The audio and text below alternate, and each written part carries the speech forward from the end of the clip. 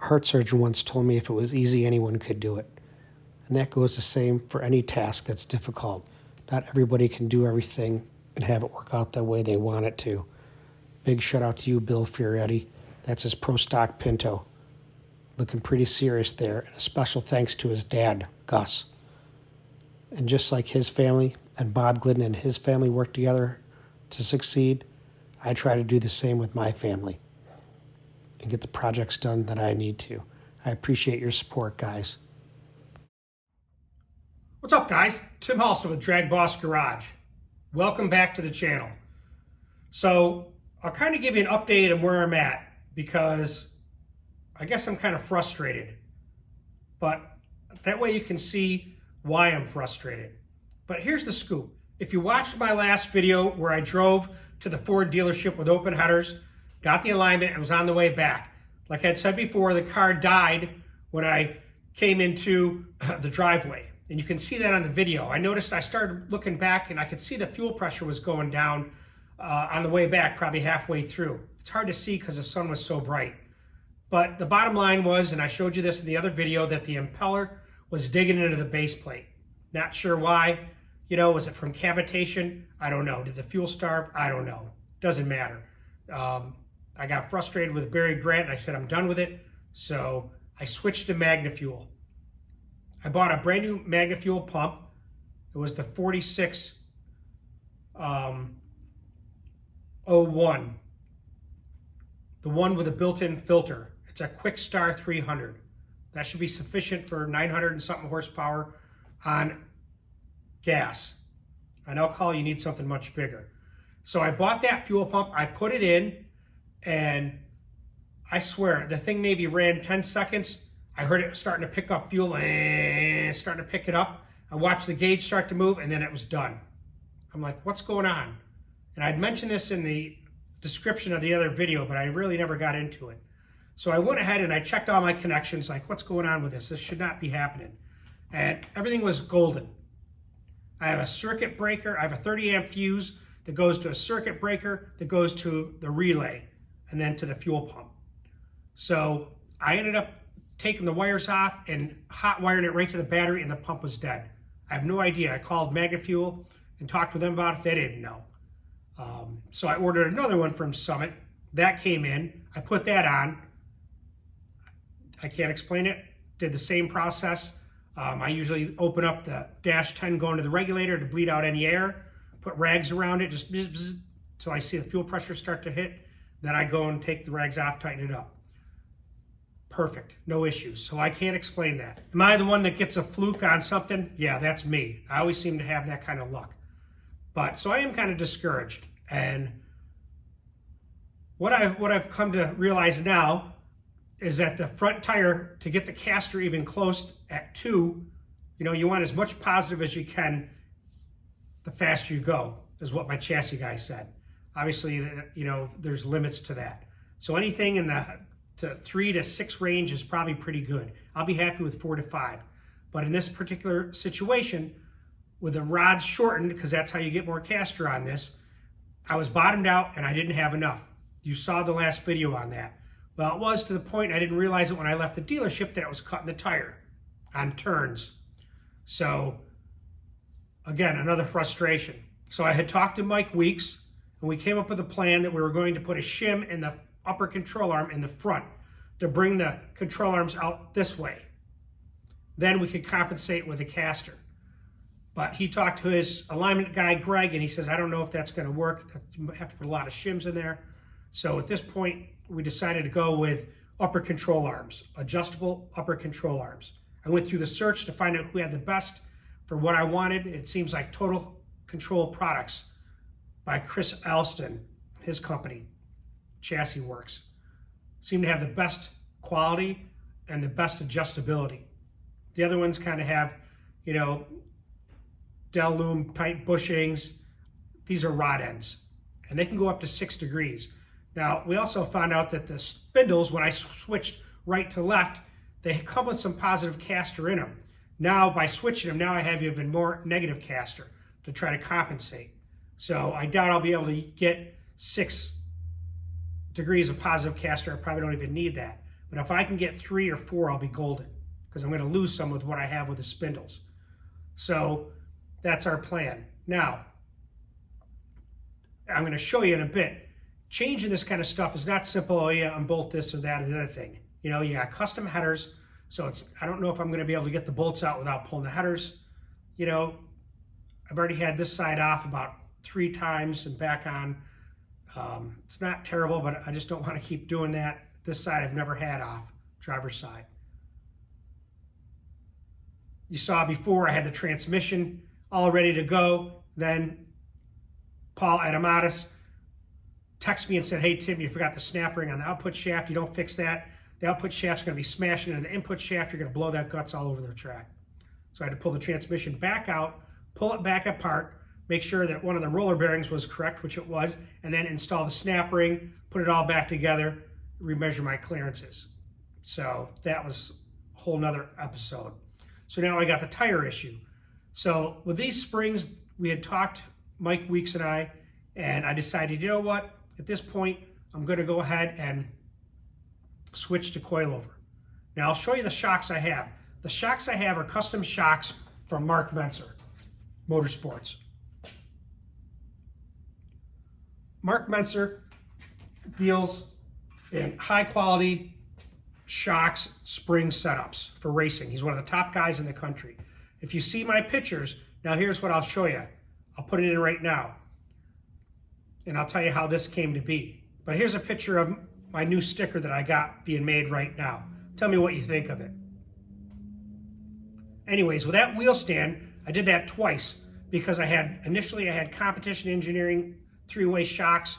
Those are great up until you get to be in the 10-0 range. Once you get in the 9s, you better have a good double adjustable shock.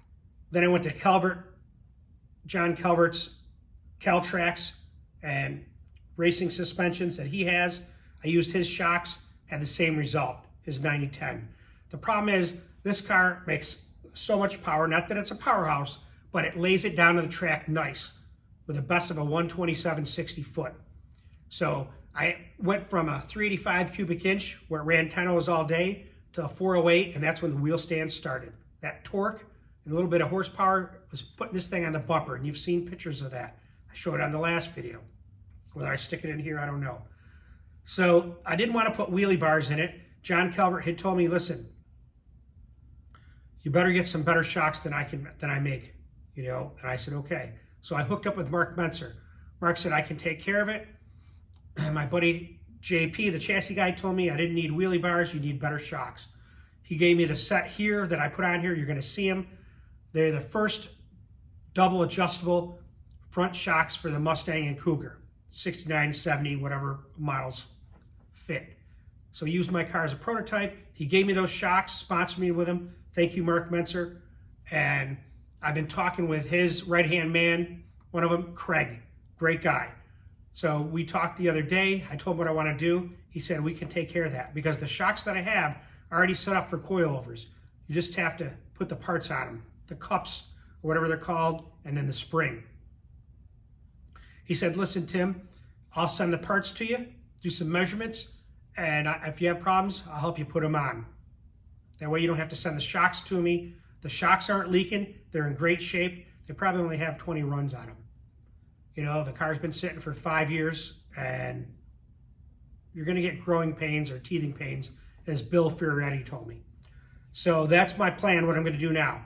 Pull out the shocks, pull out the front springs, and the upper control arms. I already bought the upper control arms. Next thing I need to buy is the tires.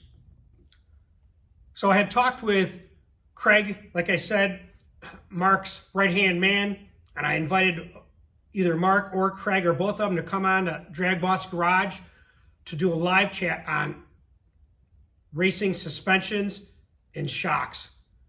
You know, there's a lot to read about on the internet and some good explanations, but when you hear it from the horse's mouth, that's when it makes a difference. You guys can ask questions about it. I don't know how it'll work and if it's even going to work, but I offered it to them. They seemed interested in it, so that would be very beneficial to all of us guys that like to race and are using racing shocks to try to get the most out of your combinations.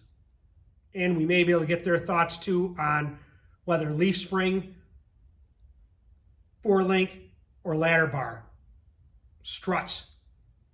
We'll hit it all. Stay tuned for that. All right, guys, there's a man's logo right there. Mark Mentzer Motorsports. So appreciate it, Mark. Let's look at the Cougar now and take a peek. So here's what I have. For the shock tower brace, normally they have the stamped steel for the Mustangs and Cougars. Those things are flimsy and lame. So I went with these nice aluminum rods with the rod ends. I can't remember where I bought them, to tell you the truth. But it definitely makes an integral front suspension and stabilization of these shock towers, because these things actually flex when you start making horsepower and launching. We all know that. And then I put the Monte Carlo belt bar. That makes a big difference too. You can see how it goes across there. And just squares and tightens everything. Now here, these are stock shock plates, although they're chrome, nothing big, cheapy. These plates, aluminum plates, come with these braces. And then I had to buy this bracket here to mount his shocks. And this is how you adjust the rebound or the extension. And think about it, when your car is launching and that weight transfer, here's where you do the best control to keep you from topping out the shocks or keep you from going on the back bumper like I did. The compression, I haven't really done a lot with that, and that's on the bottom, and we'll show you. But it'll be some good shock tech if we can get him on. Let's take a peek.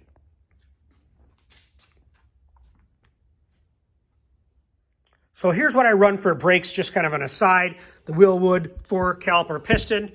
I had put new pads in here. I just did my own DragBoss multi-directional finish. It spins pretty easy. You can see my Dash 10 fuel line coming up here. And then here's what we have. Regular stock suspension.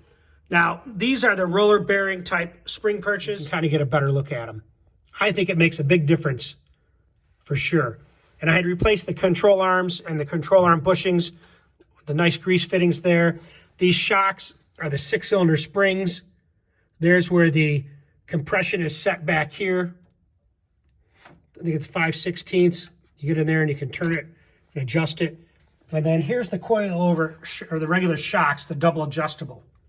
So, and you can see that they're already set up for coilovers with the threads on the outside. I think they're an 8 or 9 inch shock. I want to say 8. So we'll pop them out of there and we'll start the process. And then the bolts, you can see where the control arm bolts are back in there. Now, when I had cut the shock towers, one of the sides you can see, I actually had to really fit this area because it was, I cut it down so far that this was kind of hitting. So I had to trim this control arm back to get it to clear. Because you know how the shock towers are. I hate them things. But that's my setup. You want good wheel stands, at least for a stock Mustang or Cougar. 6-cylinder springs, Caltrac shocks all around. And then the mono leaf springs and enough horsepower, you're good to go. I'm going to make another video on Caltracs and the suspension tips that I know. I've made one before on it, but I haven't updated it in a while. Now, I added this part to the video because, like I said in the beginning, I'm pretty frustrated, you know, and I talked to another guy, Darby Auto. He has a, I want to say 74 Trans Am with a 455 Pontiac in it. The thing's a street car and it runs like, I want to say best is like 945 or something. And it's a heavy car. But he has cylinder heads, they're Edelbrock cylinder heads that have been worked to the max. You know, they're basically thin wall castings, we'll call it.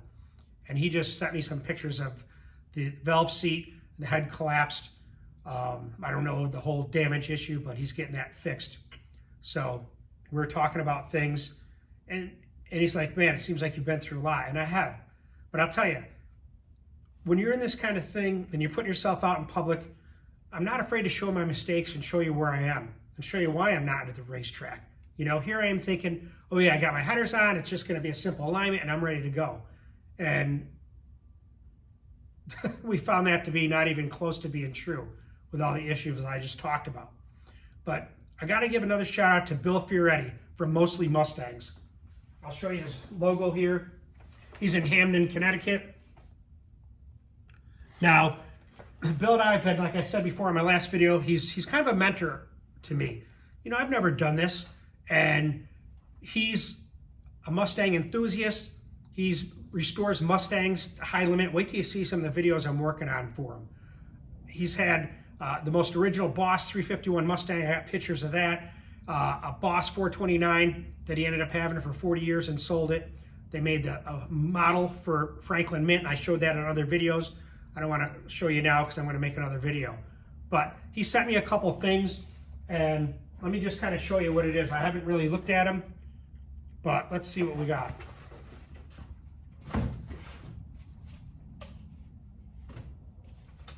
Some old posters. Now that's cool. Yeah. Thanks, Bill. Super Team, Budweiser Motorcraft. Glenn Tinsley, Ford Mustang Superstock, Frank Iaconio, Ford Thunderbird Pro Stock, Larry Cummings, Ford Thunderbird Super Gas, Kenny Bernstein, Ford Tempo Funny Car, Jim Van Cleve, hey, we know that, I made a video of his Pinto, Ford Mustang Competition Eliminator. So that's pretty darn cool. Thanks, Bill. I'm going to put that in a poster frame, that's for sure. Now this looks old. This old rubber band. Looks like it's never been off. Oop. Oh yeah, you can tell it's old. Whoa. Wow.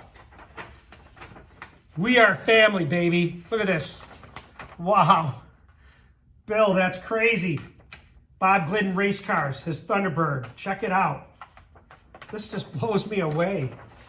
I don't want to damage it. I got to be careful with this. Look at that. Beautiful. Etta, Bob, Rusty, Billy. There it is. Bob, Etta, Billy, and Rusty Glidden. 5-time NHR Pro Stock World Champions. I got to show you this poster. I don't want to damage it though, man. This thing's ancient. 80, 84 maybe. Look at that. Wow.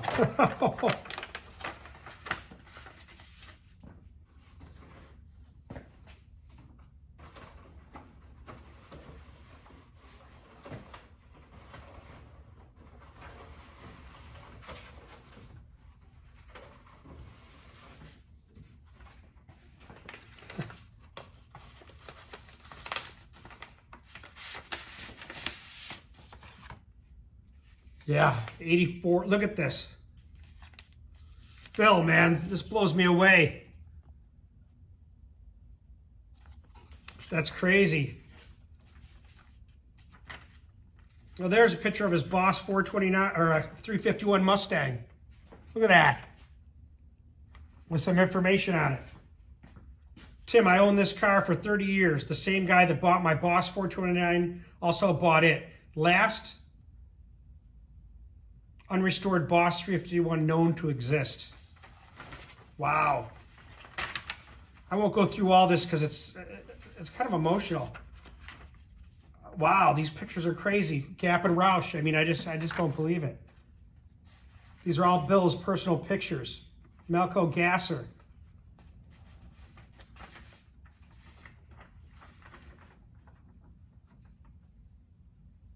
Wow. Here's his, he had a Pro Stock. He goes by Billy the Kid. This is his Pro Stock Pinto right here. And I'm doing a feature on this. I'll let you see a little of it. And these are his Clevelands. Look at that. Bill Fioretti, my Clevelands and race car, 1978 and 79. I don't want to spoil any more because these are great ideas. Let me set this down. So Bill and I talk on a regular basis. He sent me a few things and it just blows me away. But it's with his inspiration and his guidance that I started to do the merch. I've talked about it before, but he's kind of pushing me and he says, listen, Tim, let's get this out. I'll help you out with it. So I ordered the stickers, a couple hundred of them. I don't know how to do this, market it. I don't know what to do with it yet. I'm going to talk to him in a little bit. But I got to give him a shout out. He's guided me. The thing he says also is, listen, don't get frustrated. You know, you're going to have teething pains with this car. It hasn't been out in 5 years. You know, plus you changed everything. It's not like you just put on a set of headers. So I don't want to get frustrated and just give up on it. I'm not that kind of person. But sometimes if I get it off my chest to show you guys where I'm at, and that building a race car and doing things, your goals, is not always easy. It doesn't just go, oh yeah, bolt A goes with B, nut C, and this part goes with that, and then you're ready to go. It doesn't work that way all the time. And I'm definitely seeing the truth of that. So I appreciate you guys bearing with me and following me along in this journey. And I'm going to start doing the Pro Stock Quest again. I still have a lot of information going on. I talked with a guy named Mike Keener today, and he was with the Detroit Drag Pack, and that was Mike Fonz, Maskins, Canners, Booth, all these guys. He's 76. So him and I are going to start doing a series of Pro Stock videos, modified eliminator stuff, all kinds of stuff. So I'm not stopping. I'm just getting up full speed ahead. But I get obsessed with a project like the Cougar, and then I can't think or do anything else until I'm done. And that's hard for me to walk away from stuff. I appreciate you guys tuning in to DragBoss Garage and supporting me. Mrs. DragBoss and the Bossettes, you'll see a lot more from her. And hopefully I can get the Bossettes out in the garage. They just are not into the garage scene like I thought they would be, but I'm not making excuses. I ain't gonna worry about it. They'll come when they want to. But little Alaina was here helping me the other night, working on the fuel pressure, getting the pump primed and checking the throttle position. And then I got a new gauge for the fuel regulator, Magna Fuel.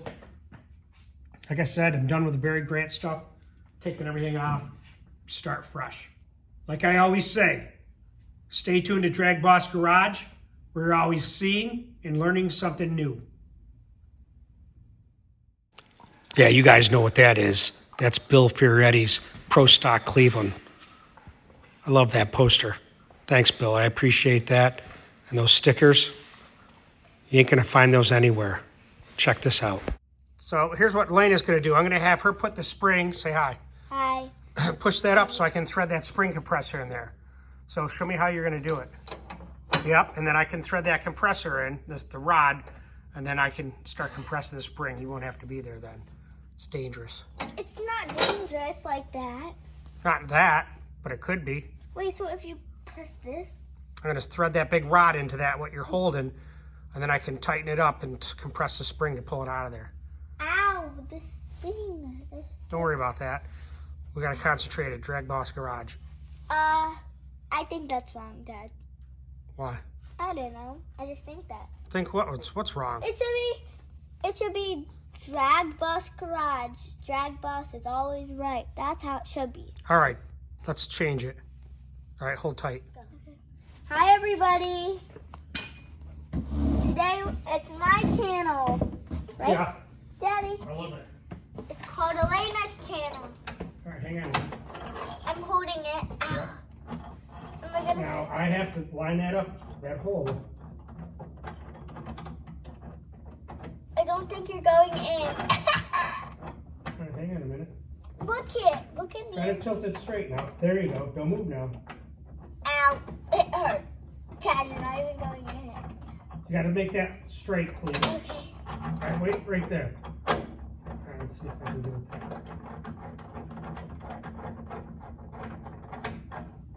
I can see your hand. Now it's going. The question is, do you have it around the loops of the spring? What?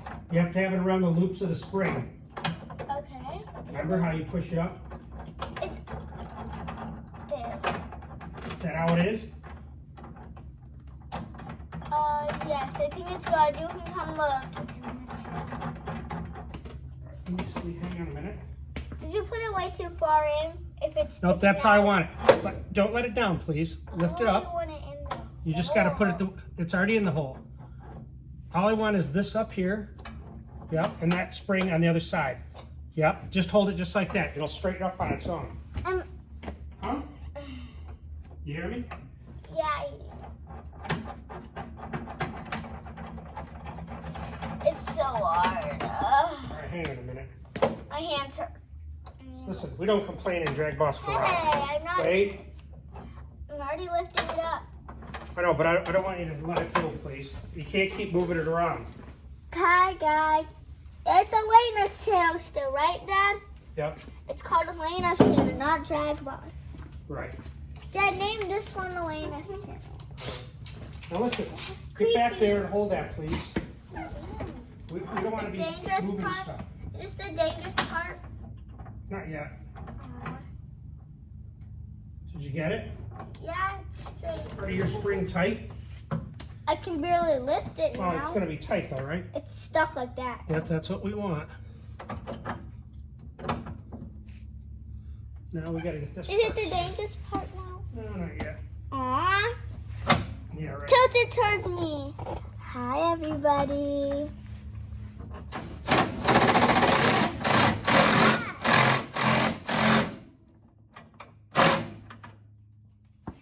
Are you done yet? Not yet. I just want to make sure this is doing what I want it to do.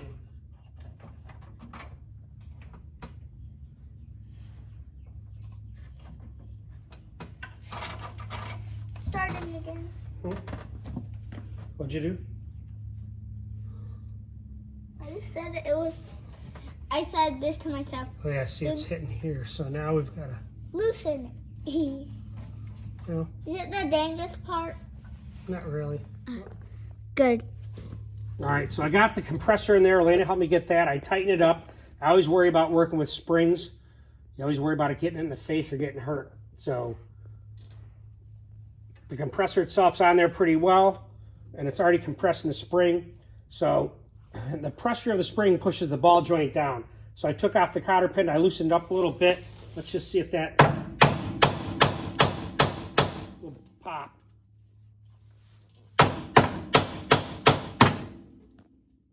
I'm moving it.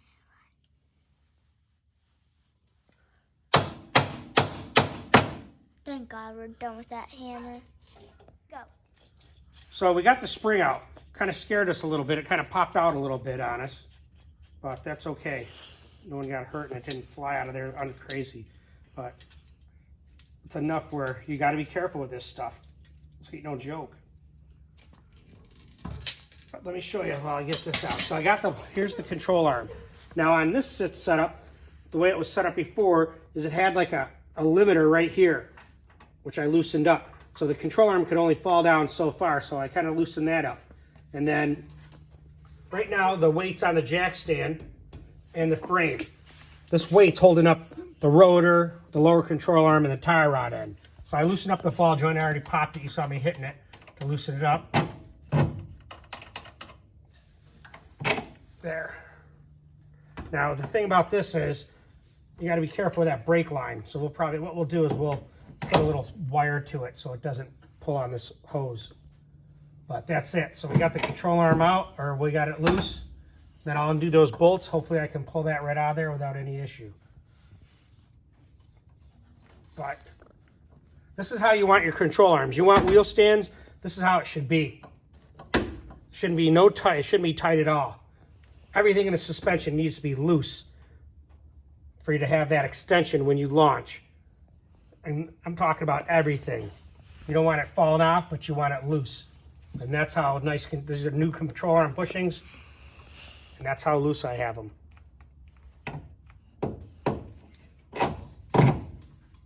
So we'll do that. We can do that later when we go to pull the arm off. Let's hit the other side. Well, I got the other side out. And look at these spring perches. That's why I like those. These things are nice. Definitely make a difference with your extension and launch. So, but when you see blood, drips of blood go into the coil spring, you know you got issues. But luckily I didn't lose my hand or my finger. It actually just fell out of the spring seat after I got it compressed. Yeah, like I said, that's the dangers of working by yourself. And got to be careful. Well, I'll tell you, I got a little of a break, and I hope it goes back the same way. But I was able to undo the nuts for the control arms without any issues, without taking off the headers. So let's cross our fingers to the other side and then I can get it back the same way. But I got the bolts or the nuts loose. So now let's get rid of this little apparatus. I'll leave that there in case I need it.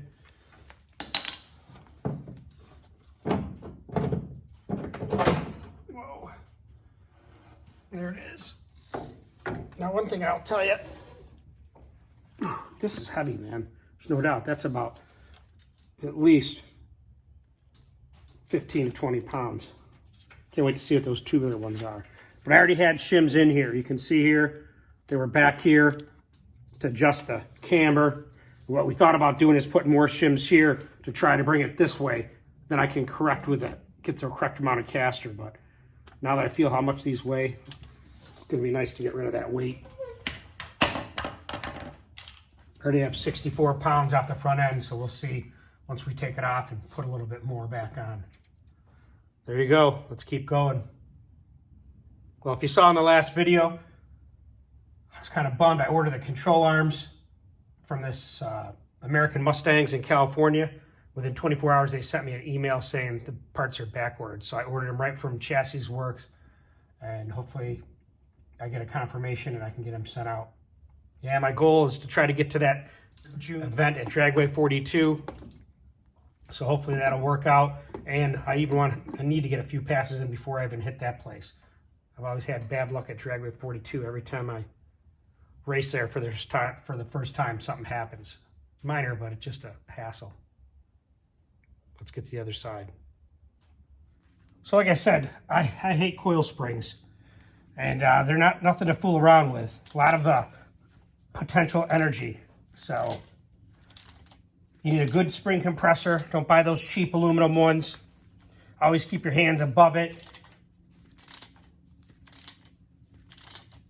And it's kind of tricky to get it in there. You have to put it in as all separate pieces. And you want to get the best bite you can. So it's one of those things. I hate to do it, but hopefully I won't have to do it again on this car. But the 69 Mustang, it's going to be an issue. I might put these parts on that in regards to the control arms, spring perches. I have a roller strut rods that were on the Cougar. I'll probably put them all on that car. But yeah, they say don't use an impact on this stuff, and I wouldn't. Too much bouncing around, things shift. Take your finger off. You saw it had all the blood when that thing came out and caught my finger.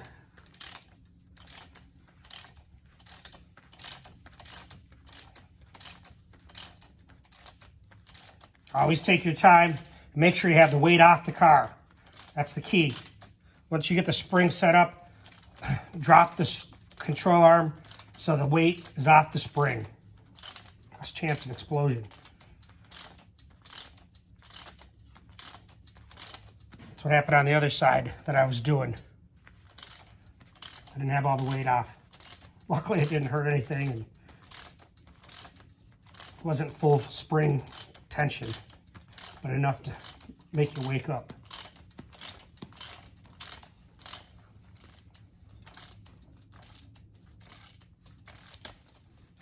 Wasn't able to get the springs or the upper control arms where I ordered them. They actually sent me a email 24 hours after I ordered them, said they're on back order.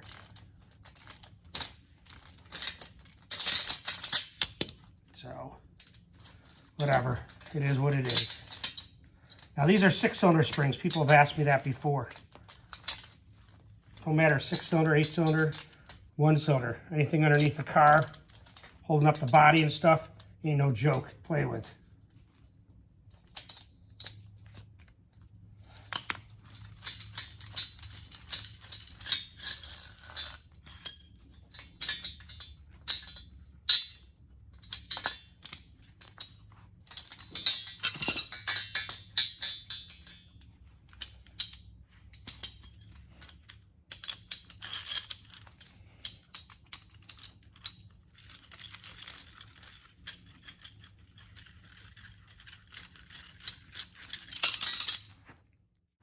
Well, there you go. Control arms, springs, 43.8 pounds. So right now I have a total of 107 pounds off, depending what I add back on.